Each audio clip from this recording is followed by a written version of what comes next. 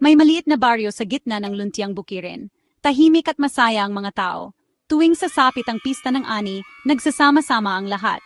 Nagpapasalamat sila sa masaganang ani. Sa gitna ng kasiyahan, may binata na nagngangalang Mateo. Si Mateo ay masipag at mapagbigay. Lumaki siyang may takot sa Diyos. Lumaki si Mateo sa hirap. Alam niya ang pakiramdam ng walang-wala. Kaya naman nang sumapit ang pista ng ani, may ipinangako siya sa sarili. Sa harap ng buong baryo, nangako magbibigay si Mateo. Ang kanyang pangako ay hindi lamang para sa kanyang sarili, kundi para sa buong komunidad. Ibibigay niya ang kikitain niya sa ani. Ang bawat butil ng palay at bawat bunga ng kanyang tanim ay may layuning makatulong. Ibibigay niya sa mga nangangailangan. Ang kanyang puso ay bukas para sa lahat ng nangangailangan ng tulong. Itutulong ko po ito sa mga may sakit at sa mga bata. Ang mga batang walang magulang at mga matatandang may karamdaman ang kanyang prioridad. Napuno ng palakpakan at papuri ang buong baryo. Ang bawat isa ay nagalak sa kanyang kabutihan. Tuwang-tuwa ang mga tao kay Mateo. Ang kanyang kabutihan ay nagbigay ng pag-asa sa buong komunidad. Pinuri nila ang kabutihan ng binata. Ang kanyang mga gawa ay naging inspirasyon sa lahat. Napakabuti mo talagang bata. Ang mga matatanda ay nagpasalamat sa kanyang walang sawang pagtulong. Masayang-masaya si Mateo. Ang kanyang puso ay puno ng kaligayahan sa bawat ngiti ng kanyang mga kababayan. Alam niyang tama ang kanyang desisyon. Ang kanyang mga pangarap ay nagiging realidad sa bawat araw na lumilipas. Ang makatulong sa kapwa ang tunay na nagpapasaya sa kanya. Ang kanyang buhay ay isang halimbawa ng tunay na kabutihan at malasakit.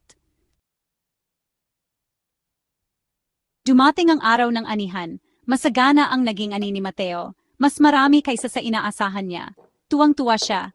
Ngunit habang tumatagal, nakakaramdam si Mateo ng ibang damdamin. Parang may bumubulong sa kanya na itago na lang ang pera. Ang laki ng kikitain mo, Mateo. Pwede ka nang bumili ng bagong bahay, bagong damit, masasarap na pagkain. Napaisip si Mateo. Tama ang tinig sa kanyang isip.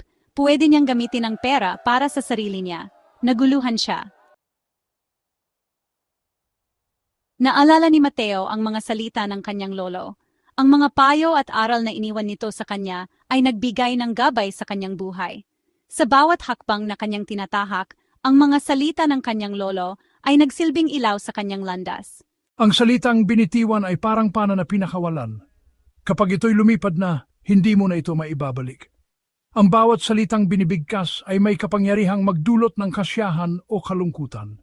Hindi mo na ito mababawi. Kaya't maging maingat sa bawat salitang binibitawan sapagkat ito'y may kakayahang magbago ng buhay ng iba. Naalala rin niya ang mga taong nangangailangan sa kanilang baryo. Ang mga mukha ng mga tao na puno ng pag-asa, umaasa sa bawat tulong na maibibigay.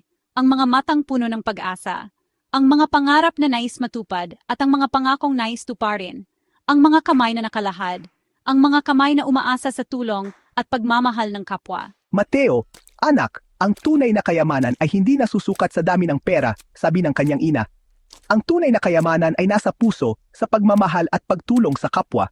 Ang tunay na kayamanan ay ang pagmamahal at pagtulong sa kapwa.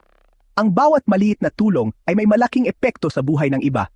Napabuntong hininga si Mateo. Sa kanyang pagninilay-nilay, naisip niya ang mga aral na natutunan mula sa kanyang pamilya. Alam niyang tama ang kanyang mga magulang.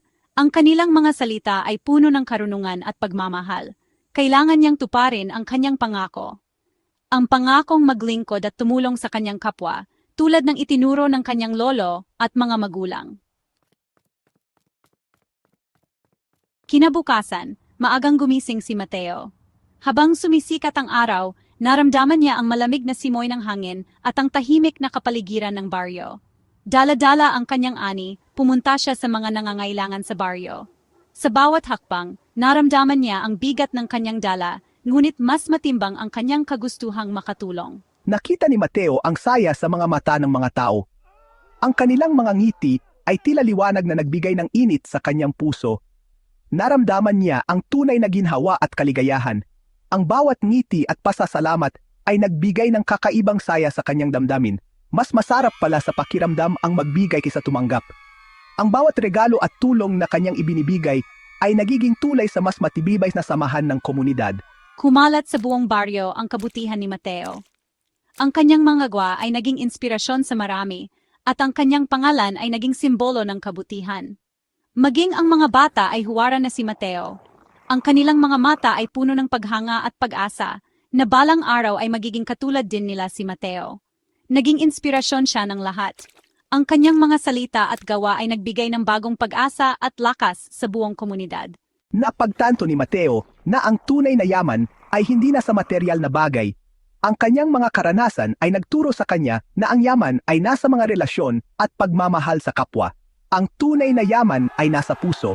Ang bawat yakap at pagmamahal ay nagbigay ng kahulugan sa kanyang buhay. Sa pagbibigay at pagtulong sa kapwa, natagpuan ni Mateo ang tunay na ginhawa. Ang kanyang puso ay puno ng pagmamahal at kasiyahan na nagbibigay ng liwanag sa kanyang buhay at sa buong komunidad.